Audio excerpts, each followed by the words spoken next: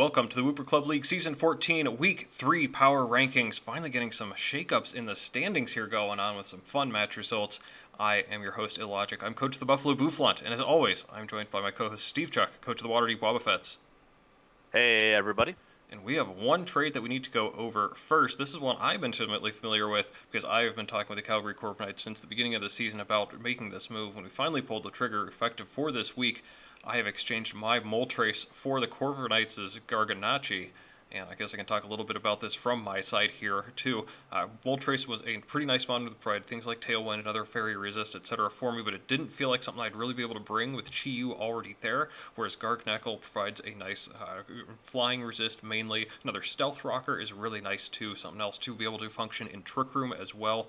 It's obviously not necessarily a dedicated Trick Room attacker, but something with even lower speed than my minute speed of 50, I think helped quite a little bit to help deter Trick Room a little bit there, whereas losing the speed tier from Moltres didn't do that much for me. So I'm pretty happy with this. Hopefully play a little more mind games with where the Covert Cloak is going to with the Assault here, so I like the pickup of Garganacl for me. Steve, what have you heard from the Corviknight side about their end of this trade? Yeah, I'm not 100% sure for what they want in Moltres. As you mentioned, it is a Tailwind setter, reasonable there. It's a Fire Mon with nice stat fire attacks to go with their Sun mode, which could be reasonable.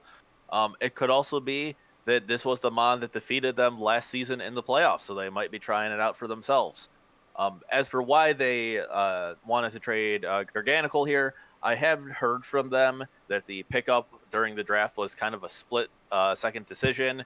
They were having a busy day and was like, this is a pretty good Mon, let's take it. And then they, realized later didn't really fit with what they were looking for.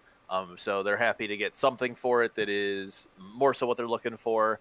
And, it does introduce some additional aspects to their team, including patching up a really shady grass. No, never mind. Their team's great against grass. But yeah, reasonable pickup. Both coaches are happy with it, and we'll see how it does for them. Yeah, poor Greg getting double sniped in that last round there does get to pick up one of the mons that sniped him here. So hopefully both sides will be happy.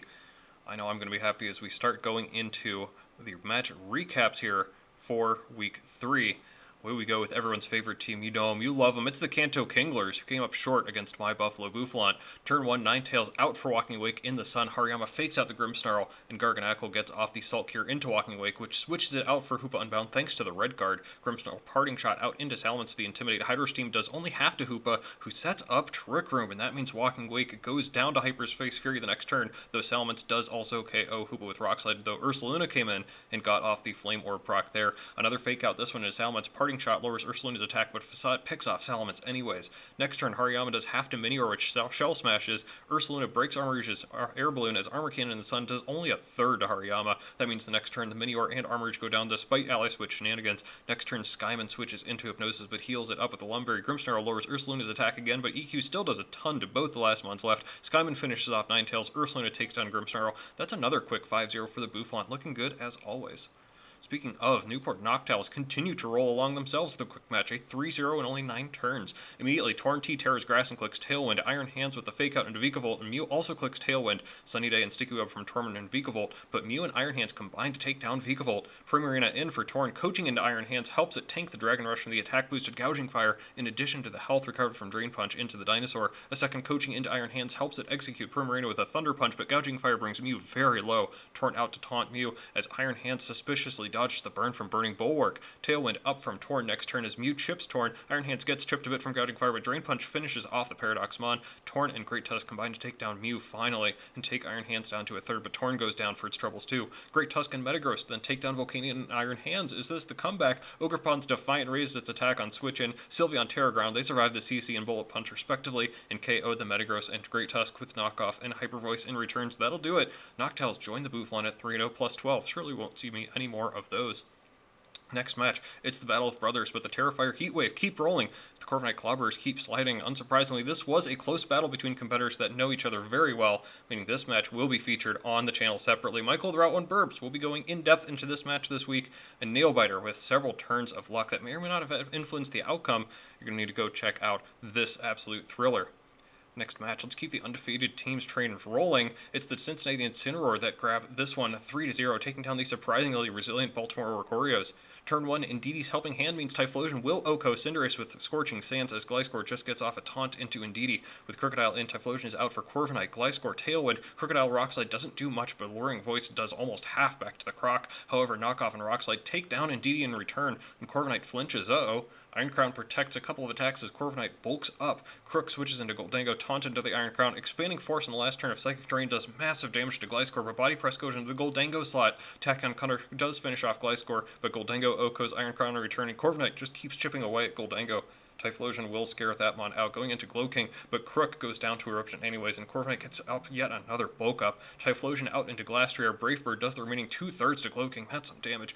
Terra Fairy, Goldango, Terra Water, Glastrier, Make It Rain does about 1/3 to both Horse and Bird. Corviknight does more Brave Bird damage to Clef, but KOs itself in return. Clef's Life Dew doesn't affect Goldango, though it'll still go down to the high horsepower. But as Hatterene gets up Trick Room, it's all over. Icicle Crash and Expanding Force take down Clef to give the Incineroar the 3-0, still marching on. Moving right along to the middle match, and this is a surprise. It's the Boulder Boulders having their first win of the season. This one against the Route 1 Burbs. Turn 1 Fake Out from Weavile goes into Talonflame, and Flame Body procs immediately. Red card forces out Latias, who gets chipped by Monkey Dory's Fake Out, but Thundurus presses the Agility button. And that means turn 2 Wild Bolt Storm and Draco Meteor finish off both Talonflame and Monkey Dory. Kind of disastrous for the Boulders, but that's Comfey and Raging Bolt. Draining Kiss procs weakness policy on the dinosaur, so his Sludge Bomb only brings Raging Bolt to half. Dragon Pulse annihilates the Thundurus. Bolt protects from Fake Out and Dazzling Gleam as Comfey Leech Seeds Wheezing. Terra Electric Time, that means Triple Axle from the burned Weavile does only 20%, so Pollen Puff heals Raging Bolt and T-Bolt KOs Wheezing.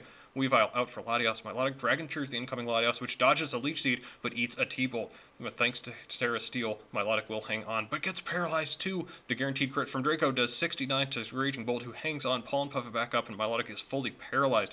Protect from Draco the next turn, but Life Dew from Milotic keeps it and Latias fighting fit, even with the Drain Kiss from Comfey. Another one plus Thunderclap though will finally fell the Latias. Ogerpon next. Helping Hand boosts power up, leaving Raging Bolt on 3%. Thunderclap did 83% to Ogerpon, and Comfey heals up Raging Bolt again with Pollen Puff. Weavile in for Ogerpon as Raging Bolt is healed back up to full. Muddy Water doing tip to both Comfey and Raging Bolt. Leech Seed and Milotic seems big on the Protector, and it'll finish it off the next turn after it gets off one last Dragon Tear into the Weavile.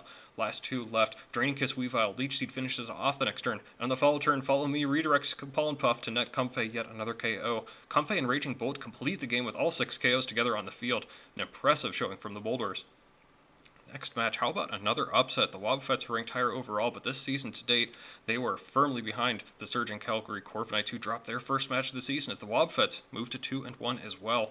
Turn 1, Ogerpon, Spiky Shield, and the Noivern U-turns out into Duraludon there for nothing as Moltres G sets up Tailwind and Heatran gets up Rocks. Ogerpon Terra's Fire, allowing it to survive the incoming Hurricane as Duraludon survives the Magma Storm thanks to a miss, meaning Ogerpon, Okos, Moltres, and Duraludon Sword Stances. It'll keep that up thanks to Screamtail's Encore, and Heatran finishes off that Ogerpon. That means Torkoal has to swap in for Duraludon, and that Sun plus Helping Hand boost Magma Storm to crazy levels, and that'll Oko Giardicuno with ease. And although Heatran Oko's Torkoal the turn after, bad news for Screamtail, who misses T-Wave on Noivern and gets taunted in return. That means Cyclozar is in for Screamtail. Heatran misses another Magma Storm into the Duraludon, who ST's up again.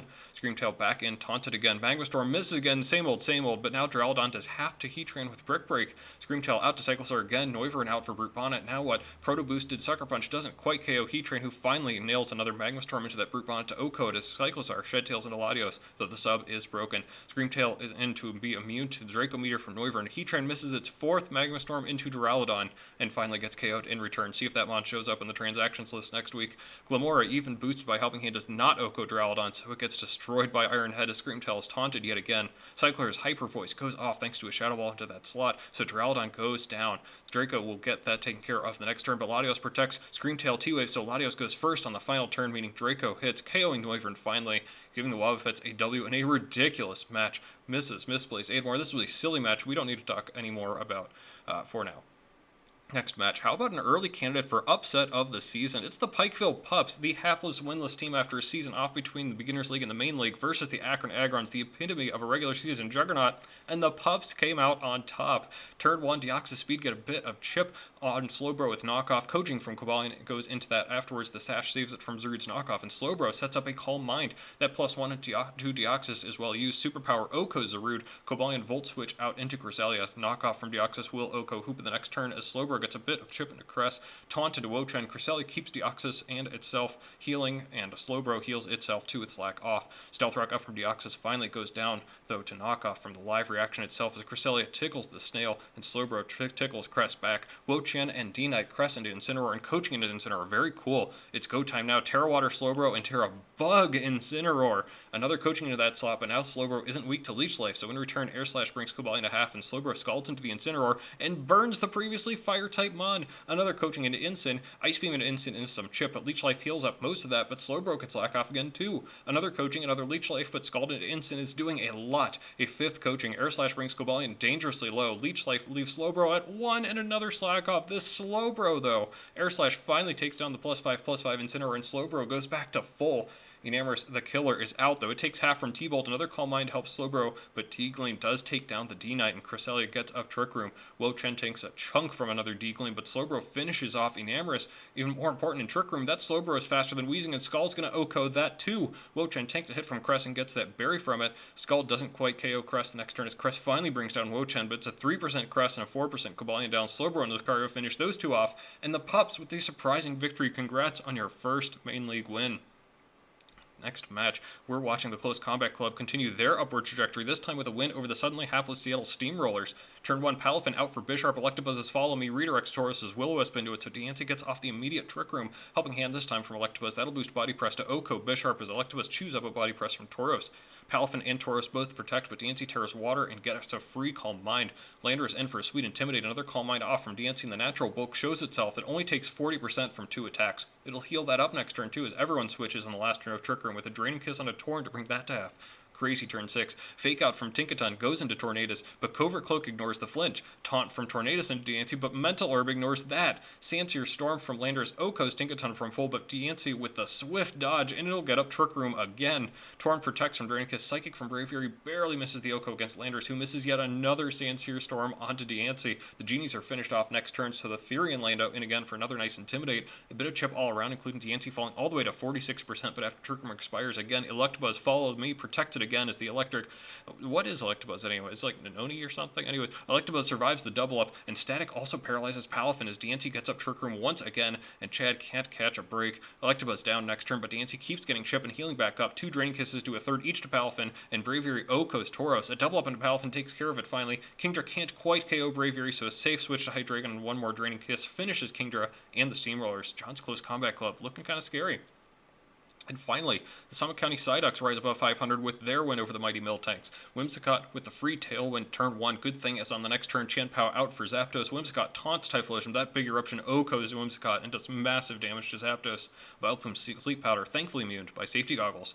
With Garchomp and Typhlosion out for Enamorous to dodge EQ, then Zapdos gets off Roost and Garchomp skillfully dodges Sleep Powder. Rockslide and T-Bolt combine to Oko and Enamorous on the final Tailwind turn, and fed up with missing status, it's a Toxic into Zapdos this time. Another EQ will KO the Typhlosion this time. Zapdos resets Tailwind and Vileplume heals back to full off Garchomp's attack stat. Garchomp protects from Hitmonlee's Fake Out huge. That means next turn EQ and T-Bolt combine to KO the Hitmonlee, and even though Sleep Powder finally connects, it was Lumberry Garchomp the whole time. Garchomp Rockslide for some chip as Zapdos gets up Tailwind on its last turn, and the double Rockslide flinch. Chien-Pao in for free, Ice Spinner into Vileplume to Oko that, Garchomp SD's up, Ice Spinner into Hydrapple to KO that, and a couple turns later Darkrai goes down too, so that's a clean win for the Psyducks. And that is what happened in Week 3. Some crazy matches in here to go over, but that means we're going to have to go into the power rankings here. We do have a little bit of a shake-up here with only 4 undefeated teams remaining. We've got the Incineroar, Bouffalant, Heatwave, and Noctowls in the top 4. And then finishing off the top 8, it's the Wobbuffets climbing onto the list for the first time this season, followed by the Close Combat Club, the Corviknights, and the Psyducks. Suppose we should talk about the number 1 team first, Steve. Another win for the Incineroar, though this was a little more shaky than before. Still showing some nice doubles prowess, but it seems like the Incineroar might actually be within reach finally, yeah? Yeah, that was kind of the consensus following this match. You and I talked, and we certainly felt that there was the possibility of other teams making it to the number 1. I know previously I'd indicated the Incineroar were going to stay 1 till they lost, but I'll say now the door is open for us to make a judgment call and swap them out. They're still winning all their games. They certainly aren't going to plummet. But we're just seeing some things that, we question, or, opponents being able to take advantage of those things they do. And, it could just be regular season, trying things out, trying to figure out the team. I know the Incineroar are looking at lots of potential trades, maybe trying to figure out what on their team's working during some weeks and then swapping things around, which very well could be the key to winning the season, but it is not the key to staying number one on the power rankings, which admittedly, the first one's more important. So keep going, Matt.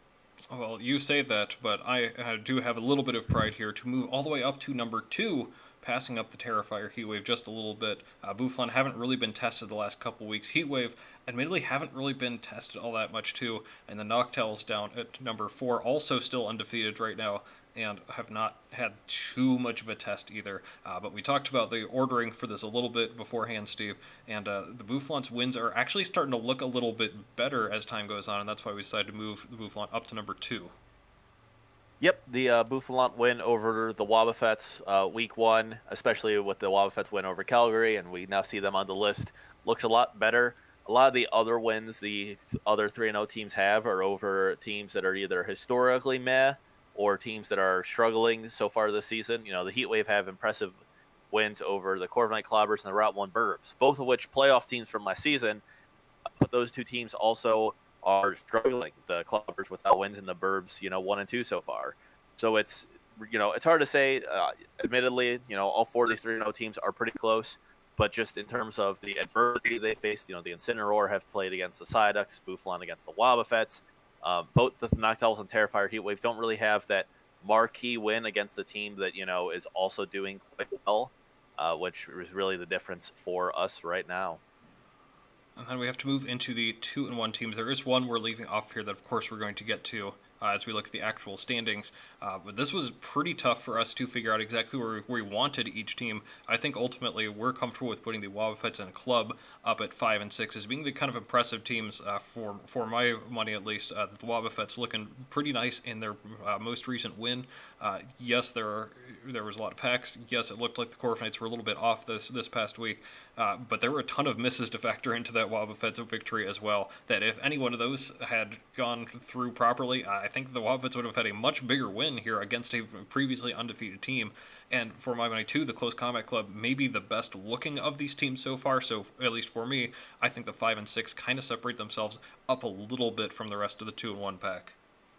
Yeah, that definitely makes sense. The notable thing with the Wobbuffets over the Club is, of course, Calgary as kind of a middleman.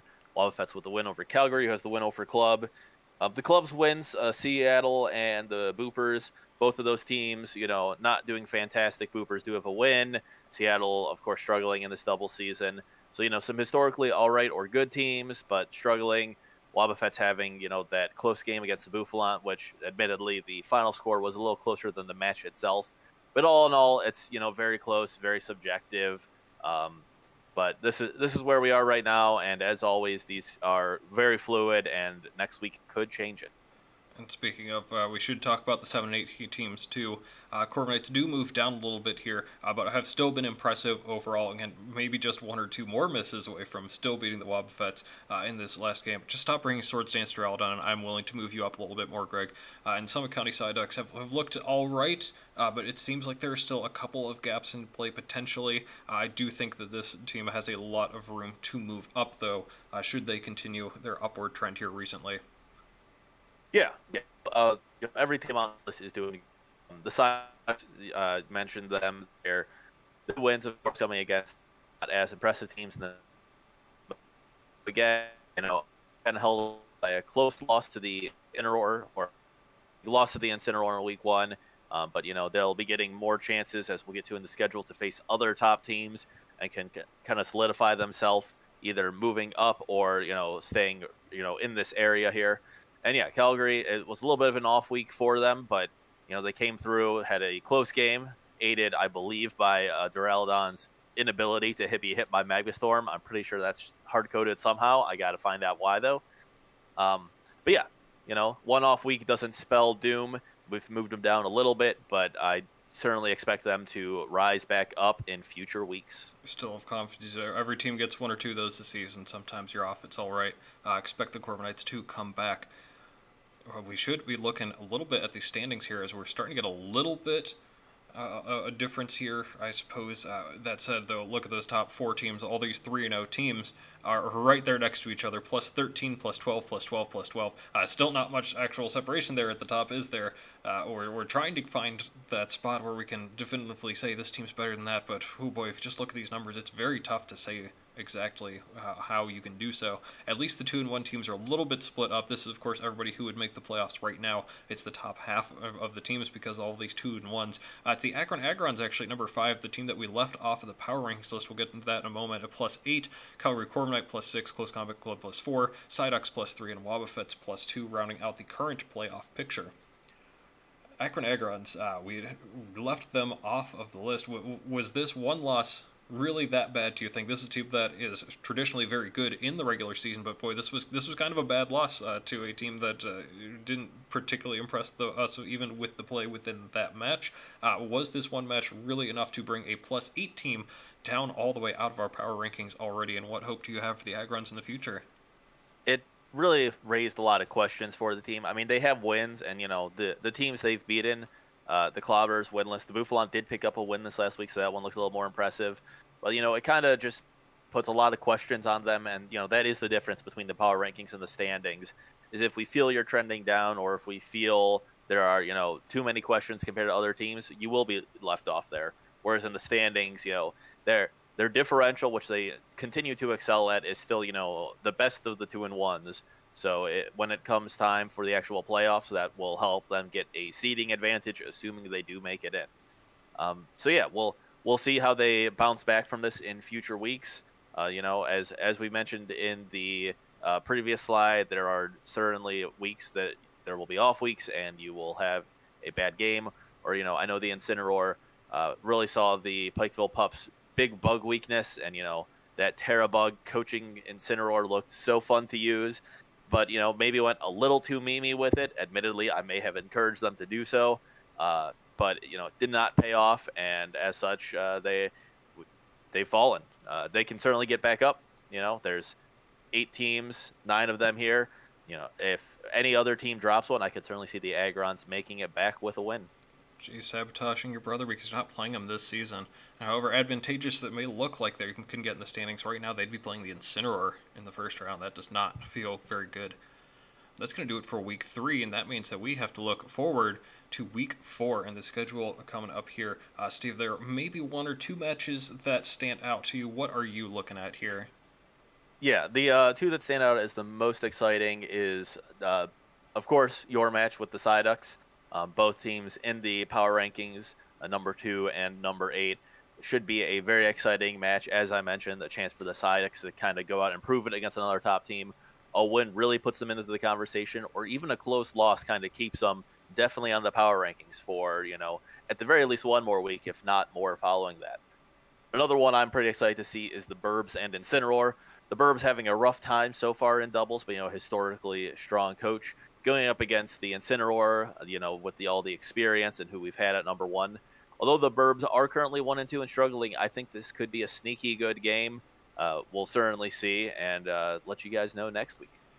And if you were to press me for any more matches that are interesting, Noctowl's Clobbers. Clobbers not doing too hot this season, but a historically pretty solid team. Have a good feeling about this one this week. And if you're going to press me for another one, hey, why not the Boulders and Pikeville Pups down there at the bottom, starting off 0-2 and both getting their first wins this week? Hey-oh, how about that? Well, maybe something to check out there. See one of those teams get up to 500 and see if maybe they could start making their way towards our power rankings and the playoffs. That's going to wrap it up for us for the Week 3 recap, power rankings, and Week 4 schedule look ahead. Hey, after next week, we're halfway through this exciting season of doubles. I have a good feeling that next week is going to be crazy. You're not going to want to miss anything going on here, especially on this channel with the Week 3 feature match, Week 4 power rankings coming out next week. We'll see you there.